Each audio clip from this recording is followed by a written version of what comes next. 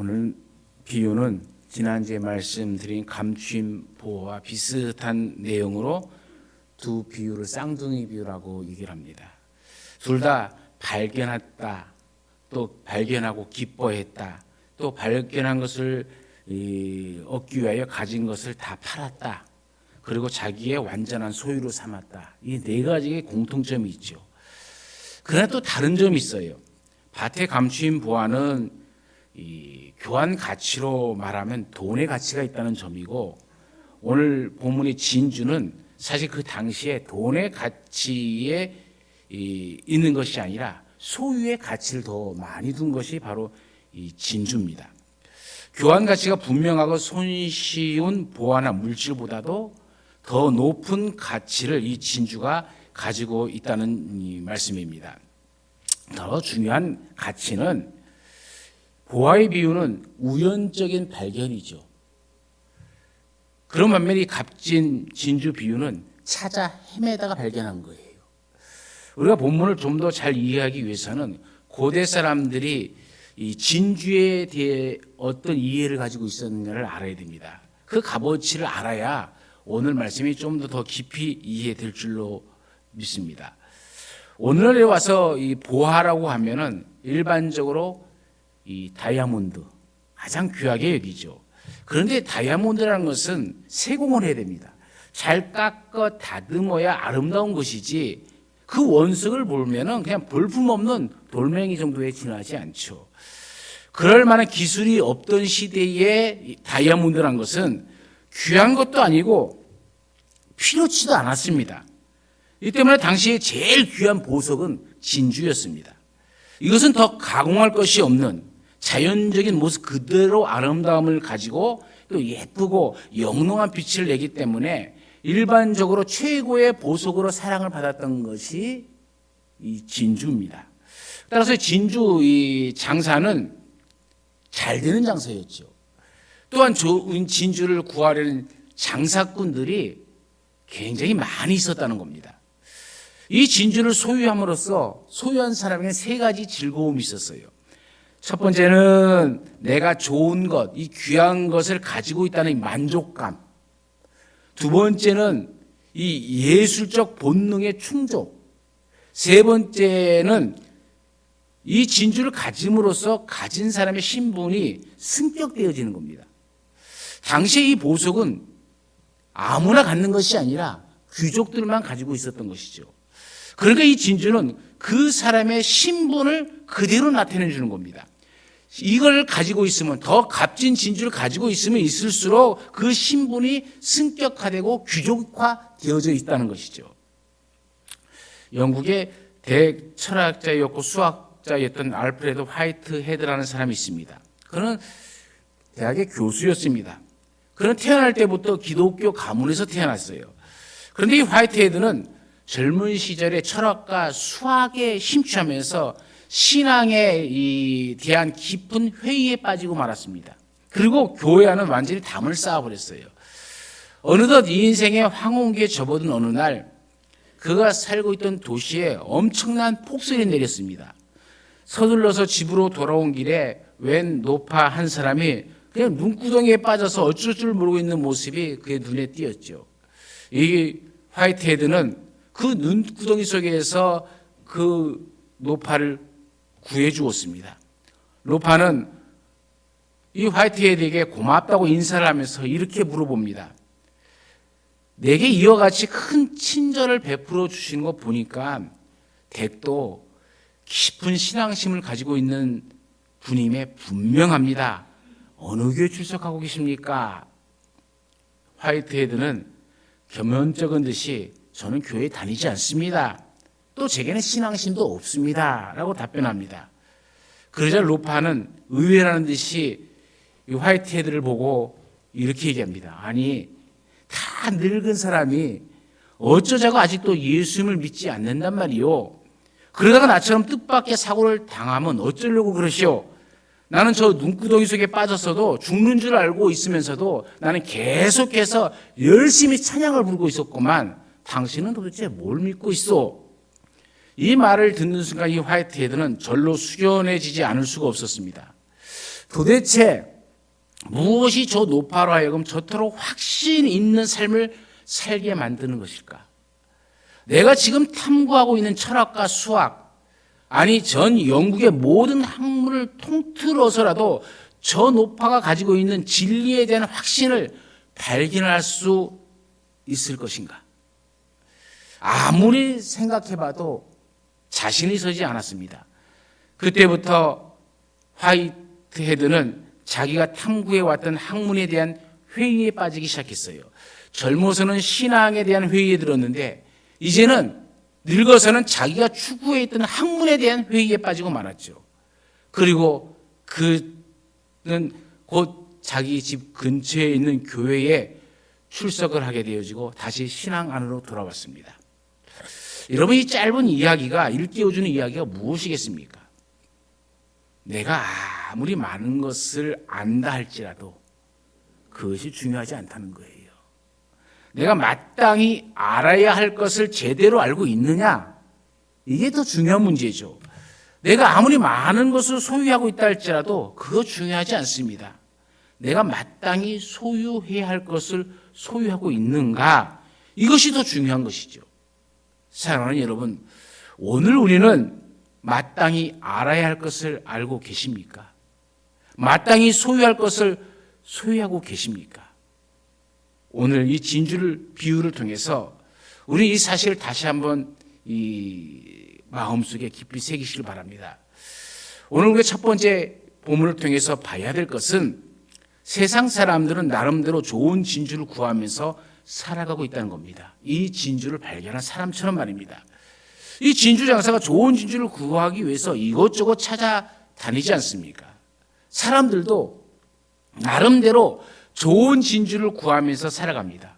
어떤 사람은 그 좋은 진주가 권력인 줄 알고 권력을 쫓아가고, 어떤 사람은 그것이 지식과 명예인 줄 알고 그것을 구하는 사람도 있고, 어떤 사람은 그것이 물질인 줄 알고 물질을 추구하면서 살아가는 사람도 있습니다.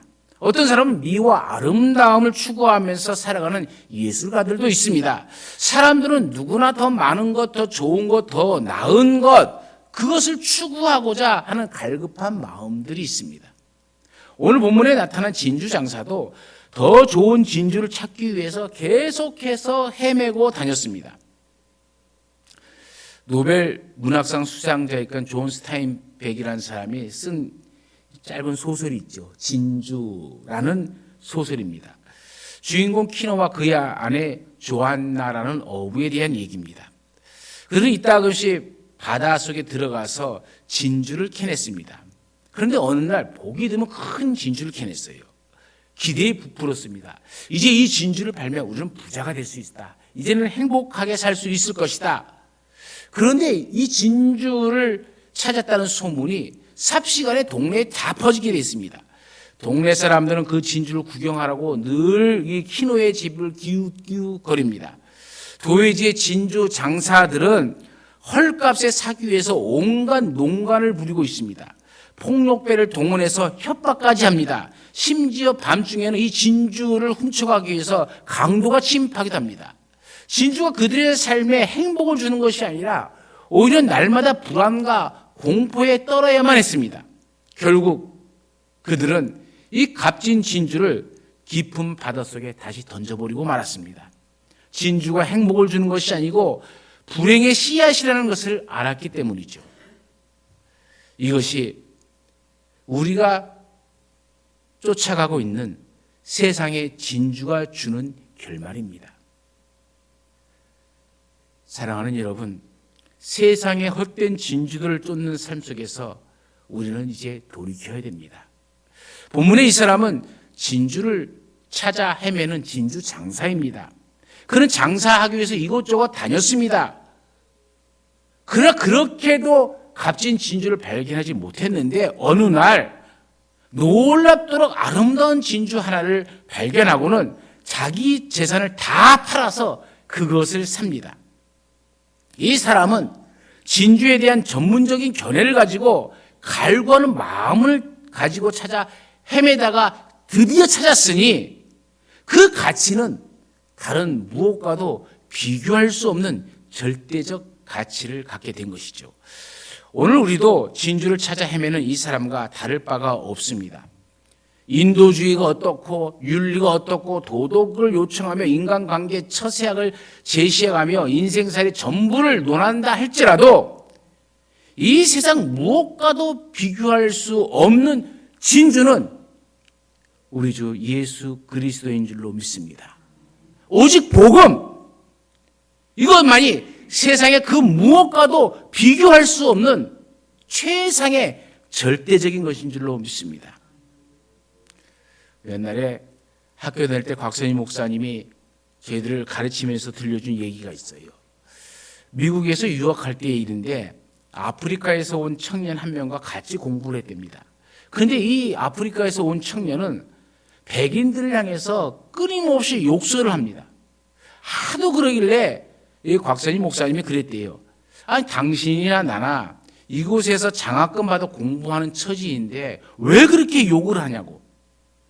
그랬더니 그 청년의 이야기가 옛날부터 자기 나라에는 다이아몬드가 많았는데 그 몹쓸 놈의 영국 사람들, 백인들이 와서는 아이들이 다이아몬드를 주워오면 껌 한 개씩, 과자 한 봉씩 주면서 그 다이아몬드가 무엇인지 모르는 그 아이들을 속여먹고 껌 하나의 다이아몬드를 가져가고 과자 한 봉지에 다이아몬드를 가져가니 저런 것들이 순 도둑놈들이 아니냐. 그러니까 나는 도둑놈 보고 욕하는 것이다. 물론 기분이야 상하겠죠. 이야기를 다 들은 목사님이 한마디 해줬대요. 당신들이 또 아프리카 사람들이 이 일 때문에 백인들을 미워한다면 그것은 더 부끄러운 일이라고.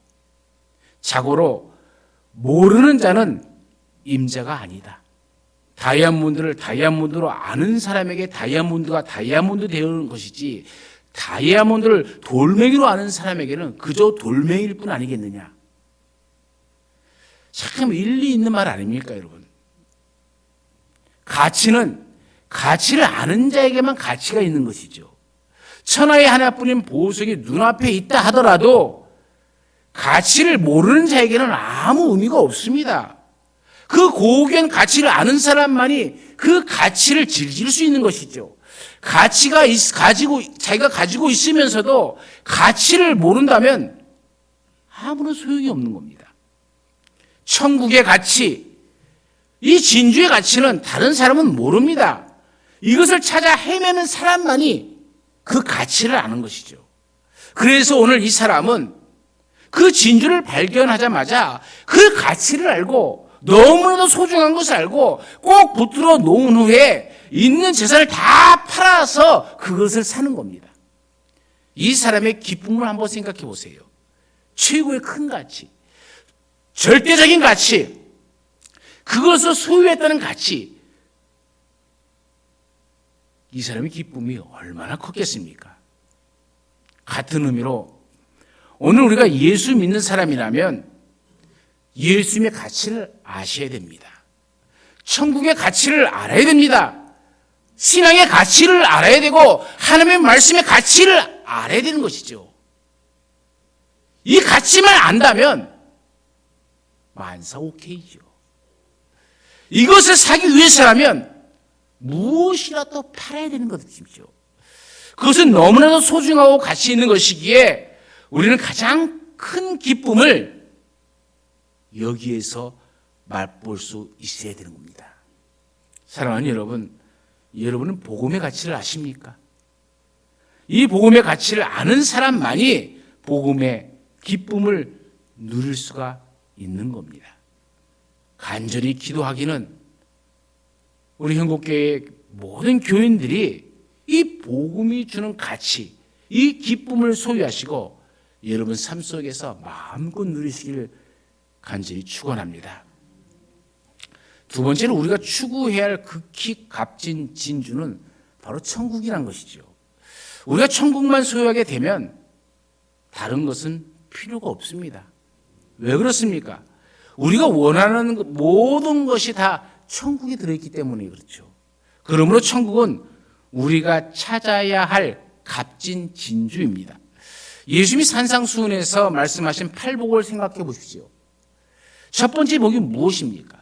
심령이 가난한 자는 복이 있나니 천국이 저희 것이며, 천국을 소유하는 것으로서 복 있는 삶이 시작되어지죠. 팔복의 마지막 여덟 번째 복은 무엇입니까? 의를 위하여 핍박을 받는 자는 복이 있나니 천국이 저희 것입니다. 그러니까 팔복은 천국을 소유하는 것으로 시작해서 천국을 소유하는 것으로 끝맺음을 하고 있습니다. 우리가 이 세상에서 많은 것을 소유한다 할지라도 천국을 소유하지 못하면 그 사람은 행복한 사람이 아닙니다. 왜요? 영원한 고통인 지옥이 기다리고 있는데 어떻게 그 사람이 행복한 사람일 수 있겠습니까? 참으로 불행한 사람일 수밖에 없는 것이죠. 중세의 유명한 신학자였던 토마스 아퀴나스가 간절히 하나님께 기도했습니다. 하나님은 그의 기도에 응답하셨습니다. 그래서 하나님이 말씀하십니다. 내가 너에게 무엇을 줄고 너는 내게 말하라. 여러분, 오늘 하나님이 여러분에게 이 말씀을 하신다면 여러분은 무엇을 원한다고 말씀하시겠습니까? 준비되셨습니까? 토마스 아퀴나스는 이렇게 말합니다. 오 주님, 저는 주님만을 원합니다. 저는 주님만으로 족합니다. 저는 그리스도를 원합니다. 하나님은 우리에게 은혜를 베풀어 주셨습니다. 우리를 사랑하시고 우리에게 은혜를 베풀어 주셔서 하나님은 우리를 천국 백성 삼아 주셨습니다. 천국을 마음에 품고 이 세상을 살아갈 수 있도록 인도해 주셨습니다. 교회는 이와 같은 진주를 만난 사람들이 모여 있는 곳이죠. 그런데 교회 밖에서 교회도 나오지 않는 사람이 교회를 평가하는 것은 참으로 무식한 망상이 아닐 수가 없습니다. 그처럼 무식한 일이 아닐 수가 없지요. 얼마 전에도 제가 믿지 않는 사람과 자리를 같이 하고 있었는데 이 사람은 꽤 돈도 많고 상식도 풍부하고 인격적으로 보이는 사람인데 제가 목사인 줄 알면서도 한다는 말이 목사님 종교가 다 그런 것 아닙니까? 기독교나 불교나 유교나 할 것 없이 그저 마음 착하게 살아가라는 것 아닙니까? 하면서 아는 척을 합니다. 흔히들 예수 믿지 않는 사람들이 쉽게 하는 말들이죠. 그저 마음 착하게 살아가는 것이지 별것 있느냐 그 말입니다. 그런데 이처럼 멍청한 소리가 어디 있습니까? 그 말은 사실 냉정하게 따지면 목사인 저를 굉장히 모독하는 소리입니다. 왜요? 그것에 미쳐서 목사가 된 사람 앞에서 망발을 하고 있는 꼴 아닙니까? 그것이 상대방에게 얼마나 모독을 주고 있다는 사실을 모르는 거예요. 그러고 나니 이렇게 눈치도 없고 교양도 없는 사람이 어쩌다 돈을 벌었고 어쩌다 공부했는지 모르겠지만 별것 아니구나 하는 생각이 들었습니다. 그런데 오늘 본문의 이 진주장사는 지금까지 들어본 적도 없고 본 적도 없는 진주를 만납니다. 이 귀함은 처음이요 마지막인 절대적인 귀함이죠. 사랑하는 여러분, 우리가 만난 예수님은 바로 이 절대적 귀함이죠. 우리가 생각한 것 그 이상의 진주 아니십니까? 예수를 믿는다는 것은 다름 아닌 이 가치를 발견했다는 겁니다. 여러분 생각해 보시기 바랍니다. 하나님이 나를 사기 위해서 어떻게 하셨습니까? 그 아들 독생자 예수 그리스도를 십자가에 내주셨습니다. 그 핏값을 다 지불하시고 우리를 사셨습니다. 그래야 이제는 누구든지 예수 이름을 믿으면 구원을 받게 하여 주셨습니다. 그렇다면 여러분은 이 값진 진주이신 예수님의 가치를 발견하셨습니까? 값진 진주이신 예수님을 소유하셨습니까? 아무쪼록 우리의 삶도 늘 예수님으로 충만하게 되기를 바랍니다. 주님의 나라, 하나님의 나라, 그 천국이 우리의 삶 속에 임하기를 간절히 축원합니다. 그리고 이제 한 걸음 더 나아가 진주이신 예수님을 소유하신 성도님이라면 이제는 전해야 됩니다. 부지런히 전하셔서 진주를 소유한 이 사람의 기쁨이 바로 여러분의 기쁨이 되어지길 간절히 축원합니다. 세 번째로 우리가 천국을 소유하기 위해서는 값을 지불해야 됩니다. 오늘 본문에 나타난 진주 장사는 자기가 원하는 진주 하나를 사기 위해서 자기의 모든 소유를 다 팔았습니다. 자기가 이미 가지고 있는 모든 진주들도 다 팔았을 것입니다. 그리고 원하는 진주를 샀습니다. 현대인들의 관점에서 보면 참 위험한 발상이죠. 요즘 현대인들은 어떻게 투자를 합니까? 일부는 부동산에 투자하고 일부는 예금으로 가지고 있고 또 일부는 주식에 투자를 합니다. 분산해서 투자를 하는 것이죠. 그래야 안전하기 때문에. 그러나 오늘 본문에 나타난 이 진주 장사는 그렇게 하지 않았습니다. 자기의 모든 소유를 다 팔았습니다. 그리고 값진 진주 하나를 구입했습니다. 그렇게 한 분명한 이유는 값진 진주의 가치를 분명히 알았기 때문입니다. 천국이 그만큼 귀중하다는 뜻이죠. 1928년 미국은 대공황으로 인해서 심한 몸살을 앓고 있었습니다. 그 당시 조지 베벨리 쉬아라는 이 천부적인 음악적 재능을 가지고 있는 청년이 있었습니다. 그런 경제적인 문제 때문에 대학을 중퇴해야만 했습니다. 그런데 때마침 시카고 방송국에서 전속 가수를 뽑는 데는 모집 공고를 했어요. 1,500명이 지원을 했지만 이 쉬아가 당당히 뽑혔습니다. 그런 밤잠을 이룰 수 없을 정도로 기뻤습니다. 그 모습을 보면서 그의 어머니는 자기가 10여 년 동안 애송했던 밀러 부인의 성시 하나를 그에게 읽어보라고 건네주었습니다. 화려한 가요계에 데뷔하던 이 아들의 장래가 염려되어서 어머니는 자기가 애송하는 이 시를, 밀러 여사의 시를 아들에게 건너준 것이죠. 쉬어는 그 시를 읽고서는 큰 감동을 받았습니다. 그는 벌떡 일어나서 피아노 의자에 앉았습니다. 그리고 떠오르는 영감에 따라서 그 시에 곡을 붙이기 시작했습니다. 그 찬양이 오늘 우리가 불렀던 94장입니다. 주 예수보다도 귀한 것은 없네. 이 세상 부귀와 바꿀 수 없네. 영죽을 내 대신 돌아가신 그 놀라운 사랑 잊지 못해. 세상 즐거움 다 버리고 세상 자랑 다 버렸네. 주 예수보다도 귀한 것은 없네. 예수 밖에는 없네.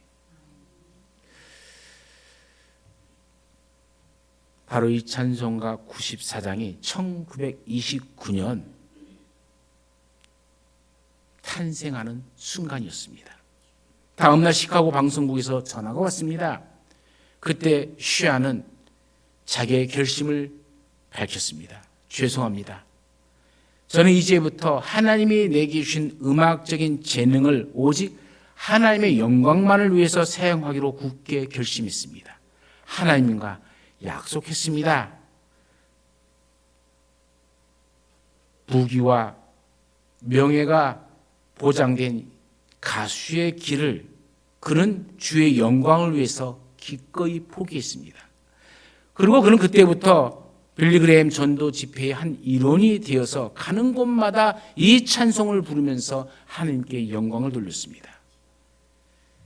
1973년에 우리나라에서 빌리그레임 전도 집회가 열렸을 때도 이 쉬아가 와서 이 찬양으로 많은 그리스도의 가슴을 울렸습니다.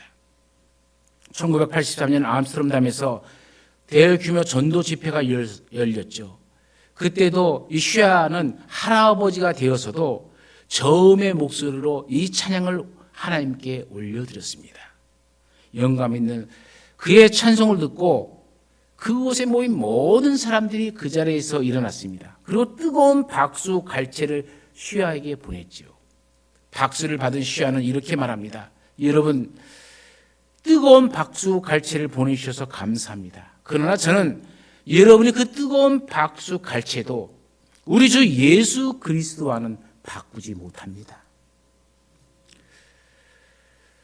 사랑하는 여러분, 주 예수보다도 귀한 것이 무엇이 있겠습니까?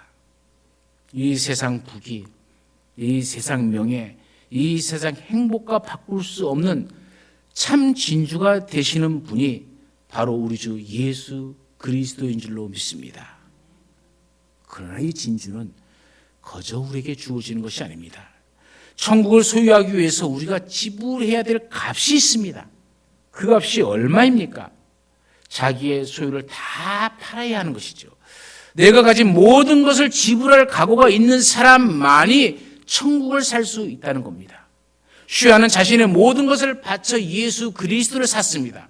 그리고 그 안에서 기쁨을 누리며 살았습니다.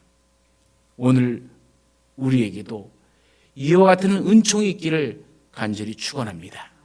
진주를 발견한 이 사람은 이것을 소유하는 것이 내 삶의 전부이다 생각한 것입니다. 그래서 오늘 본문에 나타난 대로 자기 소유를 다 팔아 그 진주를 살 수 있었던 겁니다. 만일 이 진주를 이 사람이 사지 못했다면 잠을 이룰 수가 없고 다른 진주가 몇만 개를 가졌다 할지라도 계속적으로 불행할 수밖에 없는 것이죠. 왜요?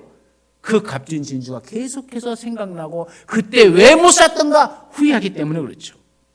그래서 소유를 다 팔아서라도 자기가 가지고 있는 이 진주를 다 팔아서라도 이 진주를 가지면, 이 진주를 내 것으로 만들면 행복할 것이라는 그 느낌과 확신이 섰다는 겁니다. 내 인생의 전부가 되는 그 가치의 근본, 그 가치의 형성이 바로 이 복음 위에 세워져야 하는 것이죠. 제가 여러분에게 묻습니다.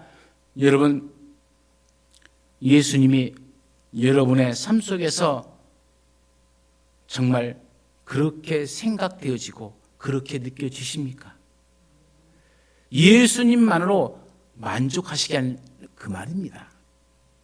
저는 여러분이 예수님만으로 만족할 수 있는 그런 신앙인, 그리고 그 기쁨을 소유하시기를 간절히 바랍니다. 복음 외에 다른 것의 상상을 불허하는 믿음, 그것이 곧 예수 믿는 사람들의 마음이 되어야 되는 것이죠. 사람들은 이것 때문에 순교하는 겁니다. 목숨을 버릴지라도 예수님을 버릴 수 없기 때문에 어떠한 고난 속에서도 예수는 나의 예수여야 되고 찬양 받으셔야 되고 나는 예수님과 함께 해야 되기 때문에 그 가치를 알기 때문에 버릴 수 없는 것이죠.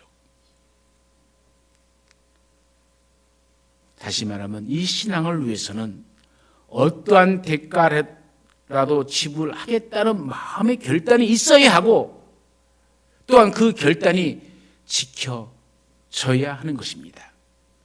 그리고 보면 우리의 신앙 태도는 예수님 자체를 만나려고 하는 것이 아니라 예수님을 이용해서 그 무엇을 소유하려는 경향이 적지 않는 것 같아요. 이것이 소위 말하는 기복신앙입니다. 이것 때문에 기독교가 무당화되고 저질화되어 가는 것이죠. 복음의 가치를 자꾸 타락시켜버리는 행위들입니다. 우리가 바라는 것은 오직 예수님 그 자체이어야 됩니다. 예수만 깨닫고 예수만 믿으며 예수님 모시면 아무런 소원도 없는 이것이 바로 진주 장사의 마음입니다. 이 마음이 오늘 우리들의 마음이 되어지길 간절히 축원합니다. 오늘 본문의 이 사람은 이제 이 기회를 놓치지 않으려고 합니다. 앞으로 돈 벌어서 나중에 하자는 식이 아니라 이것이 지금 이때가 지금 만난 이 사건을 만난 이 사건이 이제는 처음이자 마지막 기회라고 생각을 했던 것이죠. 이 기회를 놓치면 일생에 다시 이 기회는 못 만난다 생각했기 때문에 다 팔아서라도 그것을 사는 겁니다. 기회를 놓치지 않으려는 것은 대단히 중요한 마음이죠. 신앙의 기회, 복음을 받아들이는 기회, 진리를 깨닫는 기회, 하나님의 나라를 위해 일하는 기회, 이 모두가 얼마나 중요한 기회들입니까? 우리들에게는 각자의 기회가 있죠. 여러분, 돈 있을 때 일해야 됩니다. 돈 잃고 일을 나가면 힘없어서 못해요. 젊었을 때 일해야 됩니다. 나이 먹어서 일을 나가면 힘없어서 못해요. 시간이 있을 때 일해야 됩니다. 생각이 맑을 때 일해야 됩니다. 우리에게 주어진 기회는 항상 있는 것이 아닙니다. 내 일생에 단 한 번밖에 없다고 생각하는 그 절대적 기회관이 참으로 중요한 것이죠. 그 때문에 이 사람은 모든 것을 팔아서 이 진주를 사는 것입니다. 이제 그토록 많은 대가를 지불하고서는 갖고 싶어하던 그 진주를 소유한 이 사람의 기쁨은 어떤 것이겠습니까? 천안을 얻은 것과 같고 우주가 다 내 소유인 것 같고 이제는 죽어도 한이 없다라는 그런 마음 아니겠습니까? 예수님에 대한 우리의 마음이 하나님의 나라에 대한 우리의 신앙과 우리의 고백과 우리의 감격이 바로 이런 것이 되어야 됩니다. 이로 인해 모든 것을 수용할 수 있고 모든 시험을 이기고 모든 불행을 다 지워버리게 되어지는 겁니다. 오직 예수 그리스도를 소유함으로 말미암아 만족해하고 즐거워하는 이 진주장사의 마음이 오늘 우리의 마음이 되어서 하나님이 주신 참된 은혜 속에 하나님이 주시는 그 은총과 복 가운데 언제나 기쁨과 감사함으로 살아가는 우리의 모습들이 되어지길 간절히 축원합니다.